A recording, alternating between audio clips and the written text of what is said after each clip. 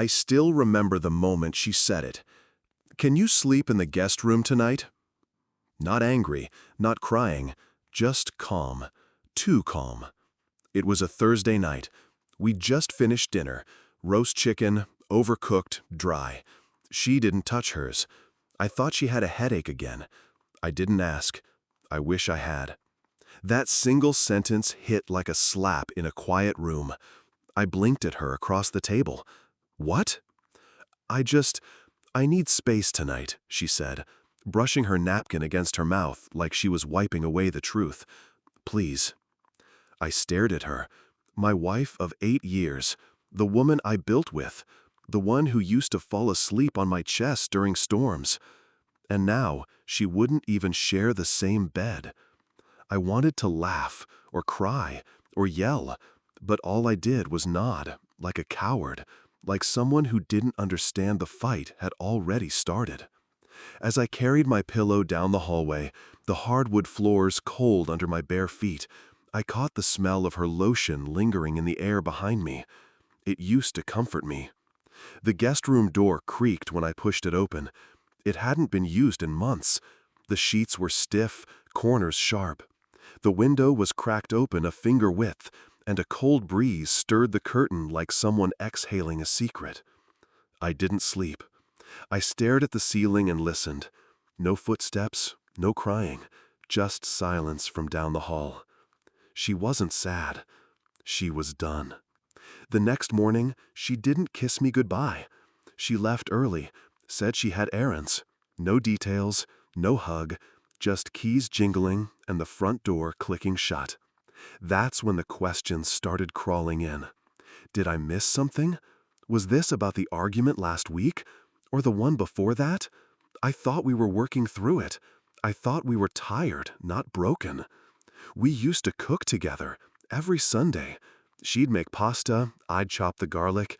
We'd dance barefoot on the kitchen tiles. Now, she barely looked at me when we ate. She changed her phone password 2 months ago, said it was because of work. She started sleeping with her back to me, flinching when I reached for her. And last weekend, she spent the entire afternoon getting coffee with Kate, who lives out of state. I told myself I was being paranoid, that maybe I was smothering her. But deep down, something had shifted. Something cold had moved into our home and made itself comfortable. I confronted her that evening.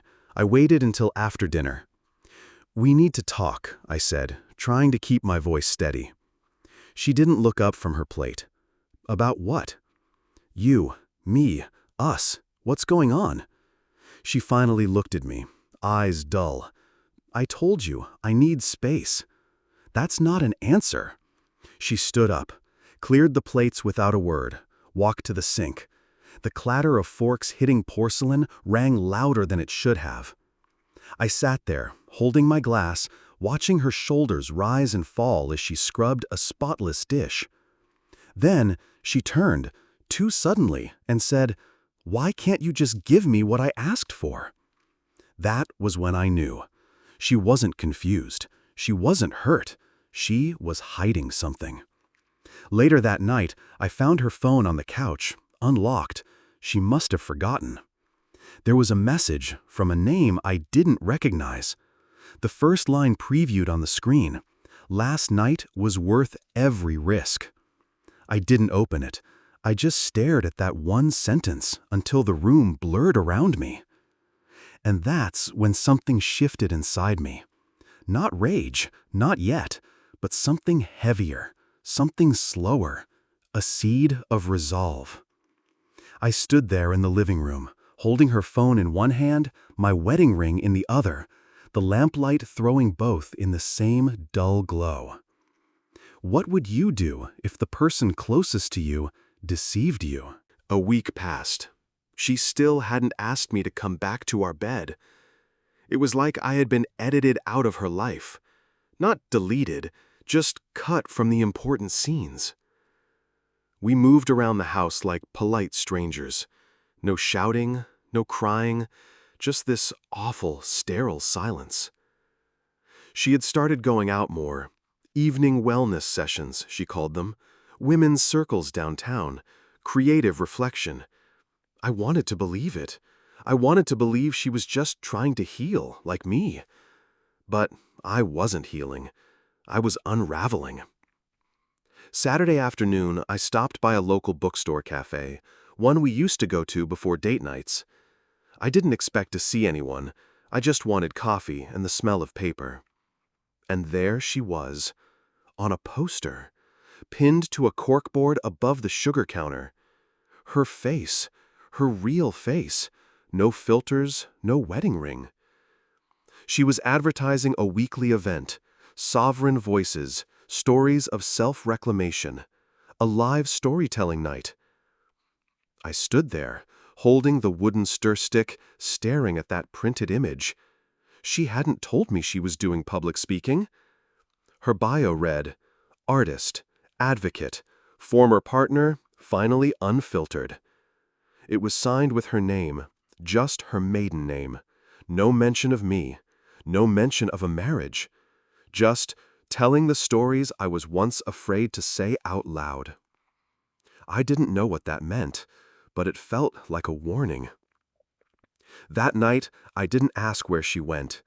She dressed in black, a velvet jacket I hadn't seen before, red lipstick. Her eyes didn't even flick toward mine as she walked out the door. I followed, not because I didn't trust her, because I needed to know who she was when I wasn't in the room. The venue was a tiny community art space, repurposed warehouse, string lights, mismatched chairs, the kind of place that smells like cheap incense and old plywood. I didn't go inside. I stood near the back, behind a bookshelf someone had dragged outside for aesthetic. And I listened. She stepped onto the small platform like she owned it.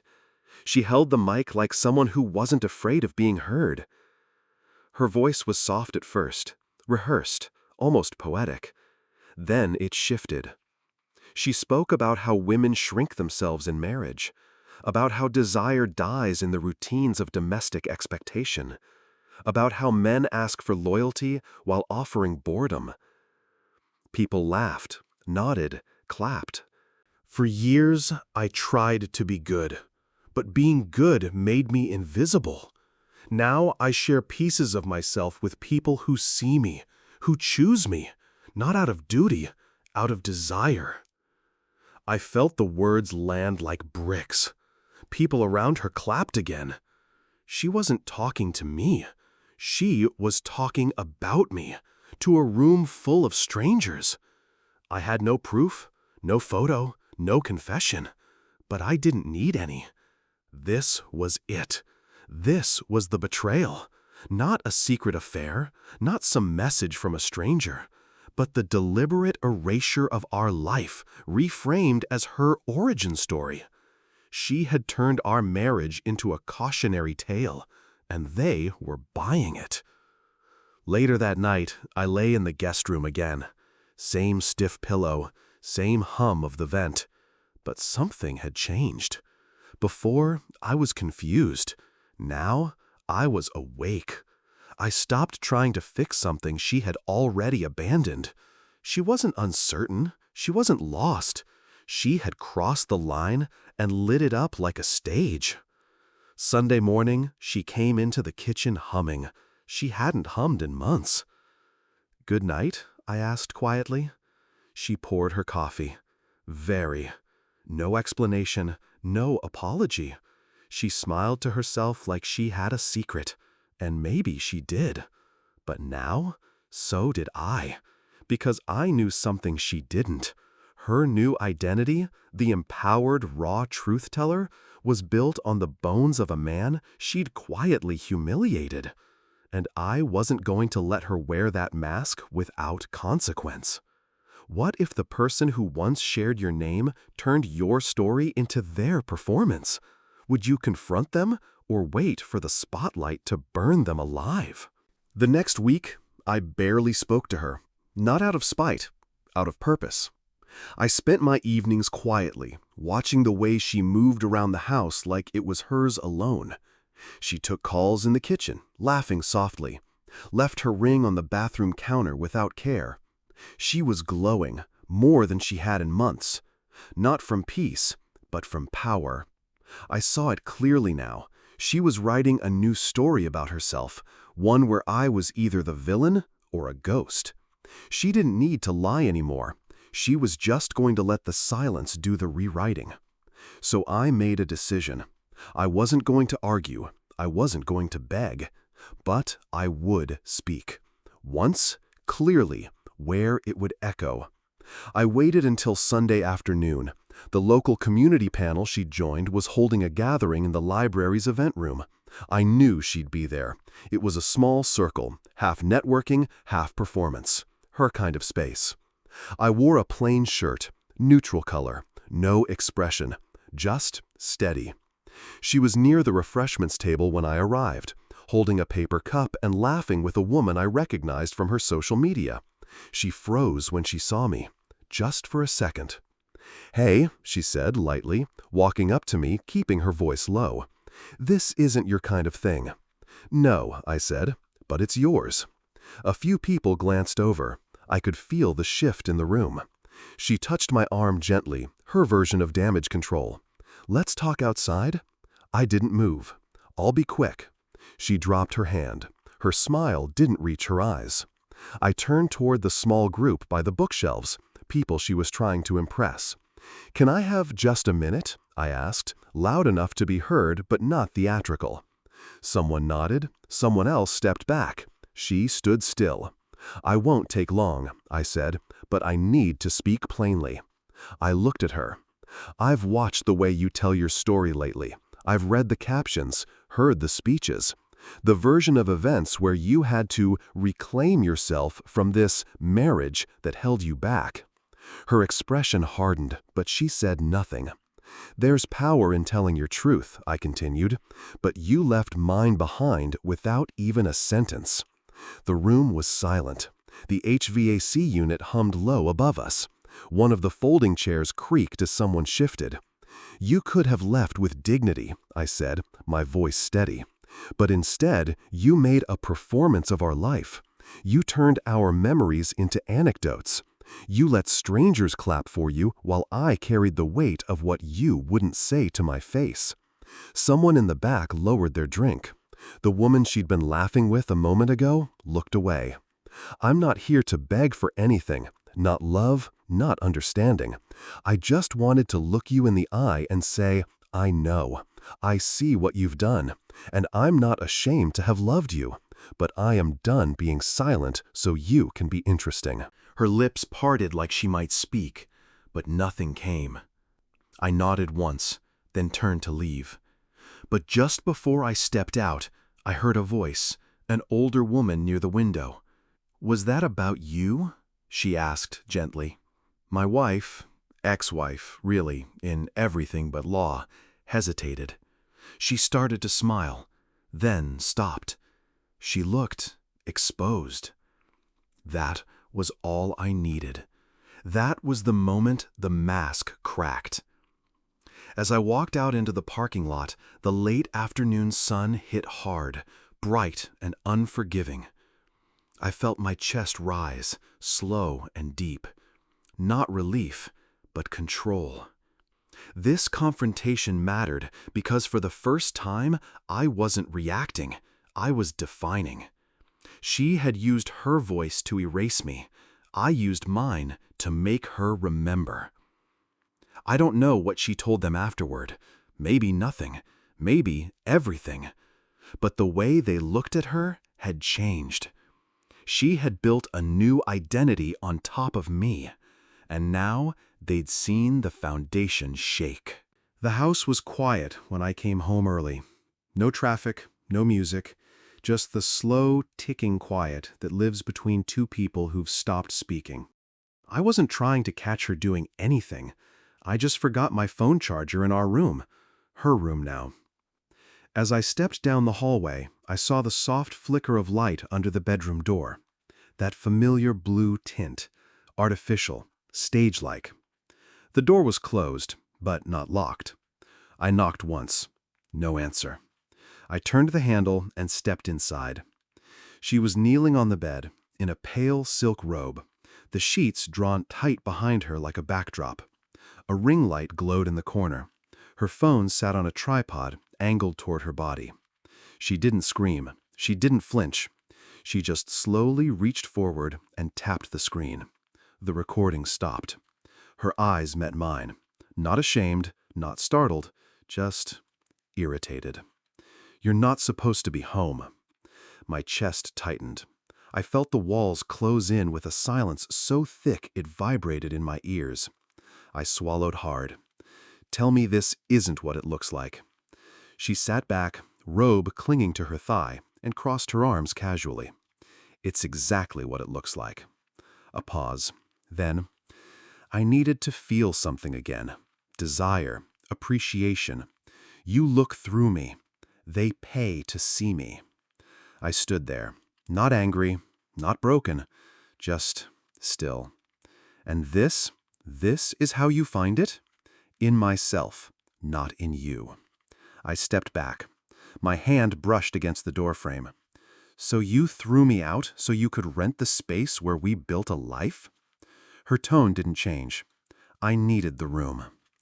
Something sharp shifted inside me. Not rage, not jealousy. Clarity. "You should have told me. You would have judged me." "I wouldn't have had to. You did it in the bed where we made vows." The silence was deeper than any scream. I looked around the room. Same furniture, same carpet, same comforter we picked out together. But everything sacred had been hollowed out and turned toward a lens. She didn't move, didn't reach for a cover, just looked at me like I was the interruption. And in her new life, maybe I was. I turned and left the room without slamming the door. The soft click of the latch behind me was louder than any fight. That night, I sat at the kitchen table in the dark, the hum of the refrigerator cutting through my thoughts. I didn't cry. I didn't drink. I just breathed, slowly, like a man remembering how. The next morning, I called her sister, Erin. We hadn't spoken since the last family get-together. When she answered, I simply said, "I need you to know something. I need someone besides me to see this." We met at a quiet diner just outside town. I told her everything, not with bitterness, not for revenge, just truth. She asked me to sleep in the guest room, I said, so she could turn our bedroom into a set. Not because she wanted to be alone, but because she wanted to be watched. Erin's jaw tightened. "She told me you were pulling away." I was, after I realized she already had. For a moment, Erin didn't speak. Then she looked up. "She's been different lately. Too polished. Too performed." I nodded. "She turned our life into a stage, and I'm done being a prop." That night, I packed a bag. She was sitting at her desk, typing, didn't look up. "I'm going to stay somewhere else," I said. Calm, even. She didn't respond at first. Then, "You're overreacting." "No," I said. "I'm just done reacting to you." I left the house with one suitcase and a folder of documents. It cost me comfort. It cost me pride. It may cost me friends. But it bought me clarity, and it gave me back my name.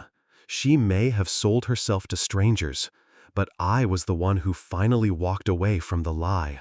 How far would you go to reclaim your dignity when the person sharing your bed is selling the illusion of love? 3 months later, I stood in what used to be our bedroom. Bare walls, fresh paint, new floors. No ring light, no shadows. I'd sold the house. Took a hit on it, but I didn't care. I didn't want to win the fight for space. I wanted to reclaim silence. She tried to stall the sale. Filed complaints, spun stories about emotional distress. But the receipts spoke louder. I had everything documented. Shared funds used for content, home utility records linked to her paper access activity, timestamps from her own devices. I didn't need to ruin her. I just needed to show the truth. Her public persona cracked slowly. 1 canceled talk, then 2. An exposé appeared on a local forum, written by someone anonymous, but clearly familiar with her setup. The photo embedded in it showed my old headboard, my hand-carved dresser. It wasn't revenge, it was exposure. People saw the real narrative, and she shrank from it. She reached out once, an email, not to apologize, to negotiate. She asked me to stay quiet for both our reputations. I didn't reply. I had no reputation to defend. I had character to rebuild. Now I rent a small place above a hardware shop in a neighboring town. Modest, clean, mine. I wake up with the sun. I built my own desk from reclaimed wood. It smells like sawdust and coffee. One Saturday, I walked past a bulletin board outside the cafe and saw a new poster. A local speaker series. Her face wasn't on it, but mine was. I'd been invited to talk about resilience by someone who heard me speak quietly to her sister that day in the diner. Turns out, truth doesn't need a spotlight, just someone willing to say it out loud. That night, I told my story, not about revenge, about clarity, about what happens when you stop waiting for someone to become who they were and start becoming who you are. In the audience was Erin. She came up to me afterward, hugged me without a word. She said, she always wanted to be seen. You just wanted to be known. I nodded. That was all there was to say. Before I left, a man in the back, maybe early 30s, came up and said, I was where you were. Thanks for not yelling. Thanks for being exact. And that was it, the full circle. Not viral, not dramatic, just true. There's no hate left in me, only this vow. Never again will I stay in a place just because I built it. What I learned? Pain doesn't make you bitter, denial does. Truth doesn't always save the relationship, but it always saves you. Now, when I walk past a mirror, I don't wonder who I am anymore. I know. I'm the man who left with nothing, except his name. And that was enough. What's worth more, being right or being free? Ever rebuilt yourself from betrayal? Share your thoughts in the comments below.